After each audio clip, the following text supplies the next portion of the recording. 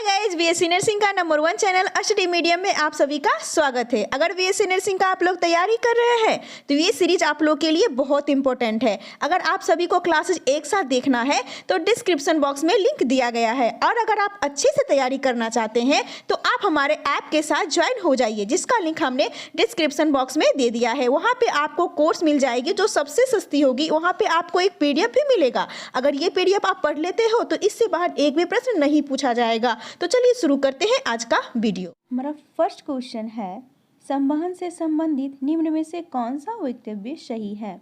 इसके ऑप्शंस हैं ट्रांसमिशन संप्रेषित करने का कार्य या प्रक्रिया, एक क्षेत्र से दूसरे क्षेत्र में करंट संचरण द्वारा गैस या द्रव्य में ऊष्मा अंतरण, वायुमंडल में तीव्र गति से ऊष्मा या अन्य वायुमंडलीय गुणांकों का अंतरण, विशेषकर ऊर्ध्वगामी निर्देशित गति द्वारा, या उपयुक्त सभी।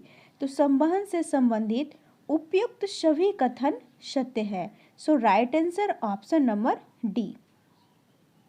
नेक्स्ट क्वेश्चन है, निम्नलिखित में से किसका ध्वनि के वेग पर कोई प्रभाव नहीं पड़ता है।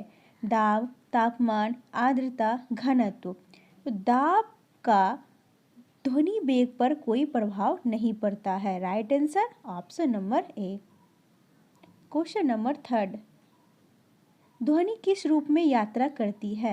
अनुप्रस्थ तरंगों के रूप में, अनुदैर्घ्य तरंगों के रूप में, स्थिर तरंगों के रूप में, अनुप्रस्थ एवं अनुदैर्घ्य तरंगों के रूप में। ध्वनि अनुदैर्घ्य तरंगों के रूप में यात्रा करती है। Right answer option number B. Question number 4, स्वर की गुणात्मकता, इसके ऑप्शंस हैं उच्चता के साथ घटती है, सुर के रूप में सीधे बदल जाती है, विद्यमान अधिस्वर पर निर्भर करती है, विस्तार के रूप में प्रतिलोम रूप में बदल जाती है। स्वर की गुणात्मकता विद्यमान अधिस्वर पर निर्भर करती है। Right answer option number C. Question number 5, प्रतिध्वनि सुनने का कारण है। इसके ऑप्शंस हैं ध्वनि तरंगे का परावर्तन, ध्वनि तरंगे का अपवर्तन, ध्वनि का व्यतिकरण या अनुवाद। तो प्रतिध्वनि सुनने का कारण ध्वनि तरंग का परावर्तन होता है। Right answer option number A. Question number 6, यदि ध्वनि तरंग हवा से पानी में अपवर्तित होती है तो निम्न में से कौन सा एक स्थिर रहता है। इसके ऑप्शंस हैं तरंग दैर्घ्य, गति, तीव्रता, आयाम। यदि ध्वनि तरंग हवा से पानी में अपवर्तित होती है तो उसका आयाम स्थिर रहता है। आयाम कंपन करती हुई वस्तु अपनी मध्य स्थिति से जिस अधिकतम दूरी तक तय करती है उसे आयाम कहते हैं। Right answer option number D. Question number 7, शक्कर के घोल का तापमान बढ़ाने से शक्कर की विलेयता घटती है, बढ़ती है, अपरिवर्तित रहती है, पहले घटती है फिर बढ़ती है।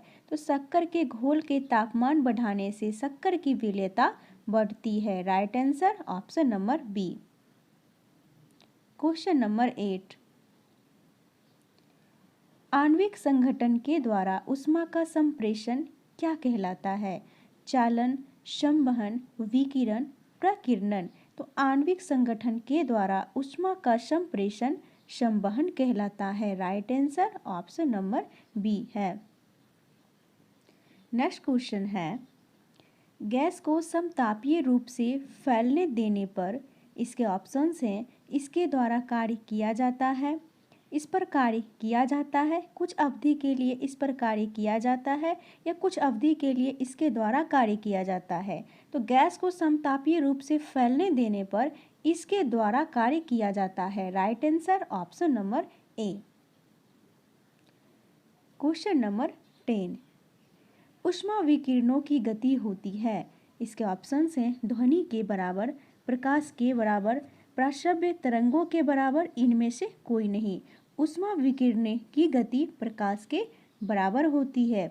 किसी पदार्थ के अंदर स्थित आवेशित कणों के ऊष्मीय गिरि के परिणाम स्वरूप जो विद्युत चुंबकीय तरंगें उत्पन्न होती है उसे ऊष्मीय विकिरण कहा जाता है। ऊष्मा विकिरण की गति प्रकाश के बराबर होता है। Right answer option number B.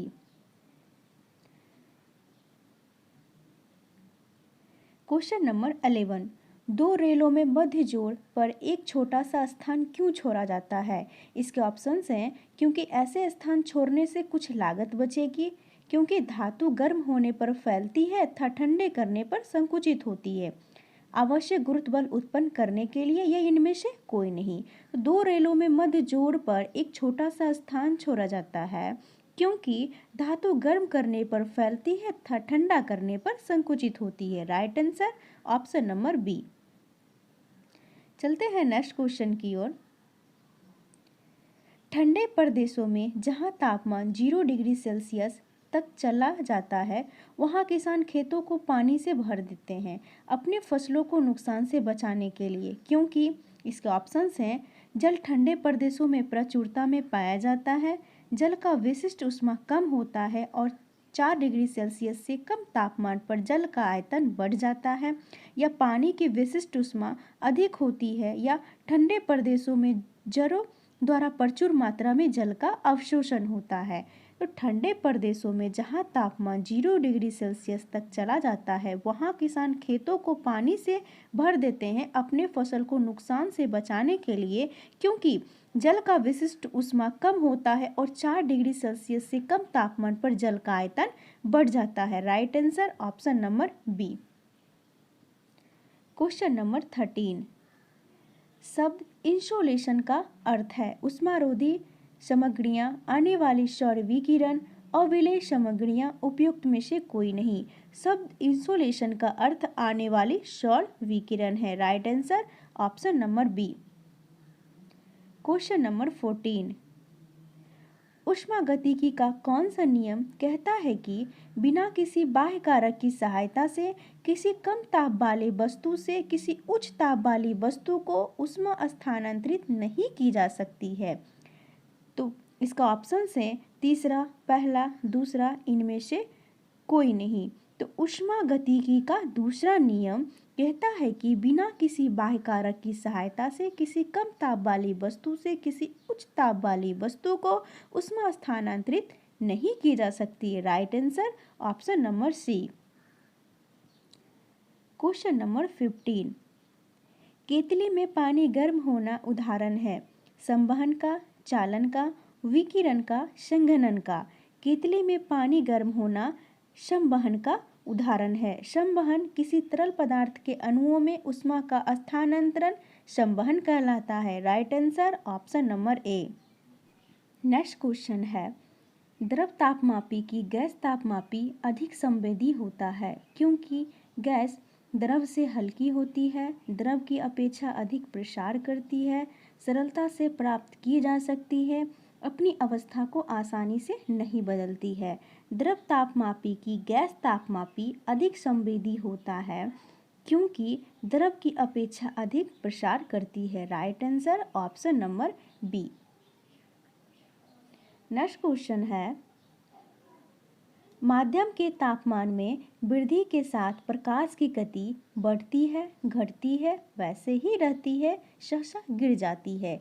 माध्यम के तापमान में वृद्धि के साथ प्रकाश की गति वैसे ही रहती है। प्रकाश की गति एक सार्वभौमिक स्थिरांक है, इसीलिए यह तापमान पर निर्भर नहीं करता। Right answer option number C. Question number 18। Refrigerator में शीतल किस प्रकार होता है? इसके ऑप्शंस हैं फ्रीजर में जमा हुआ बर्फ द्वारा, संपीड़ित गैस के सहसा प्रसार द्वारा, वाष्पशील द्रव के वाष्पन द्वारा, इनमें से किसी के द्वारा भी नहीं। तो रेफ्रिजरेटर में शीतल वाष्पशील द्रव के वाष्पन द्वारा होता है। Right answer option number C. Question number 19। जब बंद थैली में रखी बंधवत खाद्य पदार्थ को सूक्ष्म तरंग में तापित किया जाता है तब सबसे पहले थैली में छेद क्यों करते हैं?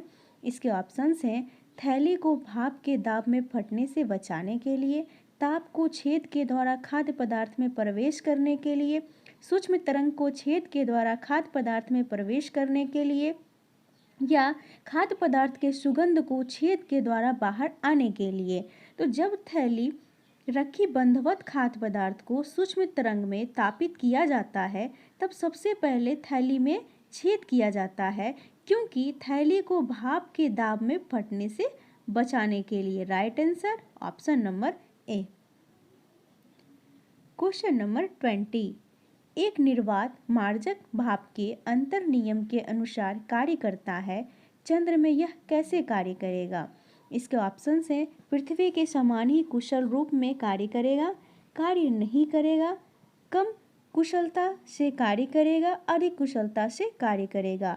एक निर्वात मार्जक भाप के अंतर नियम के अनुसार कार्य करता है तो चंद्र में यह कार्य नहीं करेगा। Right answer option number B. BSc nursing का अगर आप लोग अच्छे से तैयारी करना चाहते हैं तो आप हमारे ऐप के साथ ज्वाइन हो जाइए। वहाँ पे आपको पेड कोर्स मिल जाएगा बहुत ही सस्ते में, और अगर पीडीएफ डाउनलोड करना है तो वो भी आपको हमारे ऐप में ही मिलेगी, बहुत ही शानदार 12,000 ऑब्जेक्टिव क्वेश्चन के साथ। अगर ये पीडीएफ आप पढ़ लेते हैं तो एक भी क्वेश्चन नहीं छूटेगा। वीडियो अगर पसंद आए तो लाइक कीजिएगा, सभी के साथ शेयर कीजिएगा और चैनल को सब्सक्राइब कीजिएगा। अधिक जानकारी के लिए हमारे दिए गए हेल्पलाइन नंबर पर संपर्क करें। तो चलिए मिलते हैं नेक्स्ट वीडियो में, तब तक के लिए बाय बाय।